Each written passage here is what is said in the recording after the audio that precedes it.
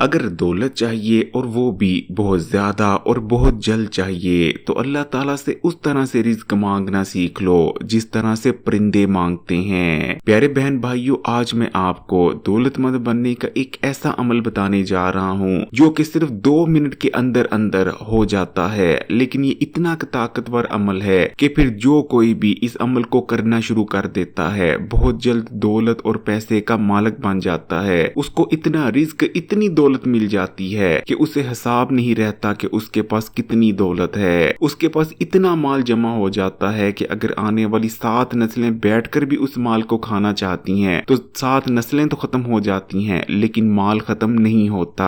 اللہ تعالیٰ نے اس دنیا میں کچھ بھی بنا مقصد کے نہیں بنایا۔ کچھ چیزیں ہمیں لگتی ہیں کہ یہ بیکار ہیں یا بنا مقصد ہیں، لیکن ان کا بھی کوئی نہ کوئی مقصد ہوتا ہے، اور اس دنیا میں پھر چاہے کتنی بھی حقیر چیز کیوں نہ ہو لیکن وہ بیکار نہیں ہوتی۔ اکثر چھوٹی چھوٹی چیزیں ہی ہمیں بناتی ہیں اور چھوٹی چھوٹی ہی چیزیں ہمیں تباہ و برباد کر کے رکھ دیتی ہیں۔ کچھ لوگ قسمت کو مانتے ہیں، وہ کہتے ہیں کہ ہمیں وہی کچھ ملتا ہے جو ہماری قسمت میں لکھا ہے، جبکہ کچھ لوگ قسمت کو نہیں مانتے۔ وہ کہتے ہیں کہ ہم محنت کریں گے اور جس چیز کے لیے کوشش کریں گے ہمیں وہ چیز مل جائے گی، قسمت وغیرہ کوئی چیز نہیں ہوتی۔ پیارے بہن بھائیوں، لیکن اس چیز کو بھی یاد رکھیں کہ اگر محنت کرنے سے ہی کامیابی مل جاتی یا محنت کرنے سے دولت پیسہ مل جاتا تو مزدور سے زیادہ تو کوئی محنت نہیں کرتا، لیکن مزدور تو پوری زندگی غربت میں ہی کاٹ دیتا ہے۔ اب کچھ لوگ کہیں گے کہ مزدور صرف مزدوری کرتا ہے، اس میں عقل یا علم کی کمی ہوتی ہے، اس لیے وہی لوگ دولت مند بنتے ہیں جو کہ نہ صرف محنت کرتے ہیں بلکہ ان کے پاس علم اور عقل بھی ہوتی ہے۔ لیکن پیارے بہن بھائی، دوسری طرف ہم دیکھتے ہیں کہ استاد کے پاس علم ہے جبکہ عالم کے پاس عقل ہے، لیکن استاد بھی تقریباً غریب ہی ہوتا ہے اور عالم بھی۔ آج کل ہمارے معاشرے میں زیادہ تر جو عالم ہیں ان کی حالت بھی کوئی اتنی زیادہ اچھی نہیں ہوتی۔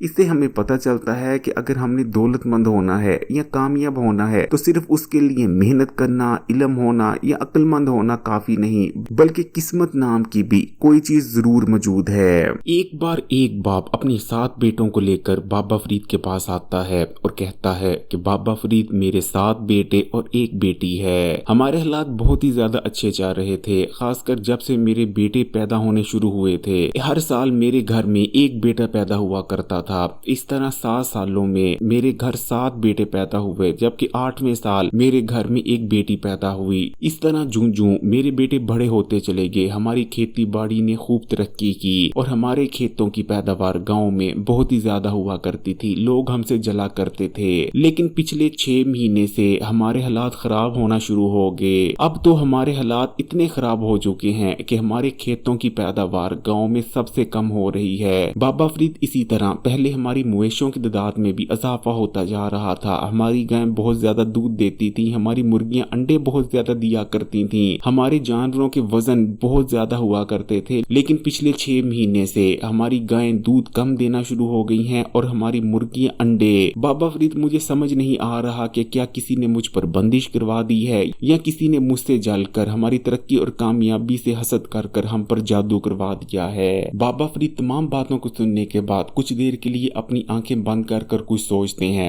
جس کے بعد بابا فرید اس شخص سے پوچھتے ہیں کہ کیا تم نے 6 مہینے پہلے اپنی بیٹی کی شادی کی تھی؟ جس کے جواب میں وہ شخص کہتا ہے کہ ہاں، میں نے 6 مہینے پہلے ہی اپنی بیٹی کی شادی کر دی تھی۔ جس کے جواب میں بابا فرید کا کہنا ہوتا ہے کہ تمہاری جتنی بھی ترقی تھی، تمہیں جتنا بھی مال و دولت ملا تھا، وہ نہ تو تمہاری قسمت کا تھا اور نہ ہی تمہارے بیٹوں کی قسمت کا، اور نہ ہی تم لوگوں کی محنت کی وجہ سے وہ تمام مال و دولت تمہارے پاس آیا تھا، بلکہ وہ تمام مال و دولت تمہاری بیٹی کی قسمت کا تھا۔ اور کیونکہ اب تمہاری بیٹی کی شادی ہو چکی ہے، اس لیے اس کی قسمت میں جو بھی رزق اور دولت تھا جو کہ اس کے نصیب سے تمہیں مل رہا تھا، اب وہ تمہیں ملنا بند ہو گیا ہے، اسی لیے تمہارے کھیتوں کی پیداوار کم ہو گئی ہے اور تمہارے جانور دودھ اور انڈے دینا بھی کم ہو گئے ہیں۔ پیارے بہن بھائی، ہماری زندگی میں بہت ساری ایسی چیزیں ہوتی ہیں جن کو سمجھا نہیں جا سکتا جب تک ہم قسمت پر یقین نہیں رکھتے۔ اس چیز کو یاد رکھیں کہ وقت سے پہلے اور قسمت سے زیادہ آج تک کسی کو نہیں ملا، لیکن 2 چیزیں قسمت کو بدل سکتی ہیں، جن میں سے پہلی چیز ہے دعا۔ دعائیں کرنا، اللہ تعالیٰ سے رو رو کر مانگنا قسمت کو بدل دیتا ہے، جبکہ دوسری چیز ہے وسیلہ۔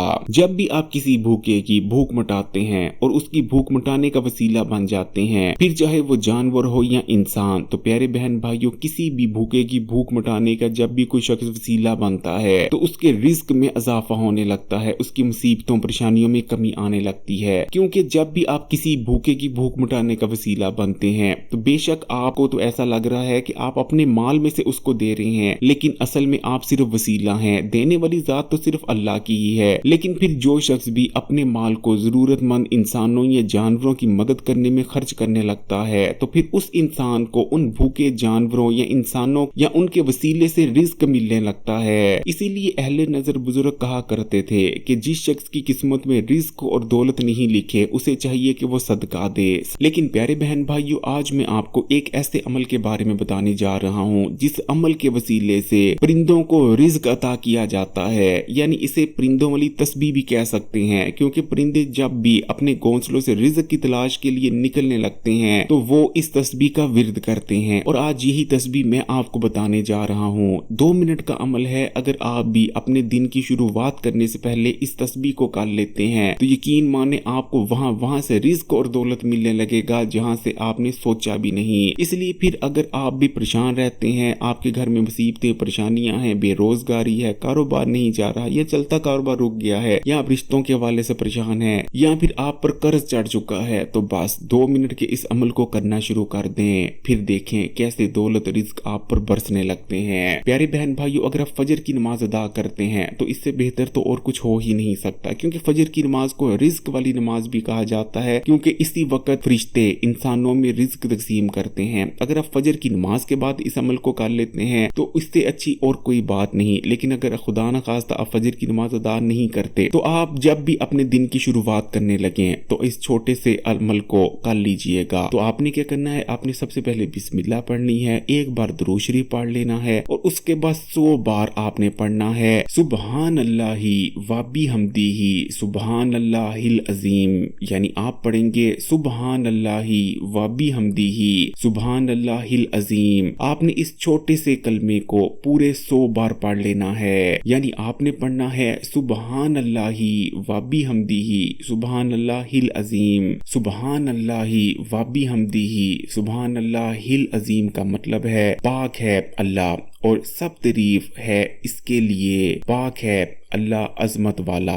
प्यारे बहन भाइयों, जब आप 100 बार सुबहान अल्लाही व बिहम्दिही सुबहान अल्लाहिल अजीम पढ़ लें, उसके बाद आपने दुआ करनी है। अपनी दुआ में रिज्क, दौलत, पैसा जो कुछ मांगना चाहते हैं मांग लेना है। कर्ज चढ़ा है तो अल्लाह ताला से दुआ करें कि अल्लाह ताला गायब से आपकी मदद फरमाए और आपके कर्ज उतर जाएं। घर गाड़ी चाहते हैं उसके लिए दुआ करें, पैसा चाहते हैं उसके लिए दुआ कर लें। जो भी मांगना चाहते हैं आपने बिना शर्म खाए अल्लाह ताला से अपनी दुआ में मांग लेना है, क्योंकि देने वाली जात वही है। अक्सर लोग अल्लाह ताला से दुआ करते वक्त भी शर्म महसूस करते हैं। आप बिल्कुल बेशर्म होकर अल्लाह ताला से मांगें, और दुआ करने के बाद आपने फिर एक बार आखिर में दुरूद शरीफ पढ़ लेना है। बस ये छोटा सा अमल है। अगर आप फजर की नमाज के बाद पढ़ लेते हैं तो यकीन माने आप अरबपति बन जाएंगे। लेकिन खुदा न खास्ता अगर आप फजर की नमाज नहीं पढ़ते तो अपना दिन शुरू करने से पहले इसे जरूर पढ़ लिया करें। ये छोटा सा अमल आपकी किस्मत और तकदीर को बदल देगा। वीडियो अच्छी लगी तो कमेंट्स में माशाल्लाह ये सुभान अल्लाह जरूर लिखिएगा। लाइक के बटन को दबा दें, ज्यादा से ज्यादा शेयर करें, और मजीद वीडियोस के लिए इस्लामी बात यूट्यूब चैनल को सब्सक्राइब कर घंटी के आइकन को दबा दें।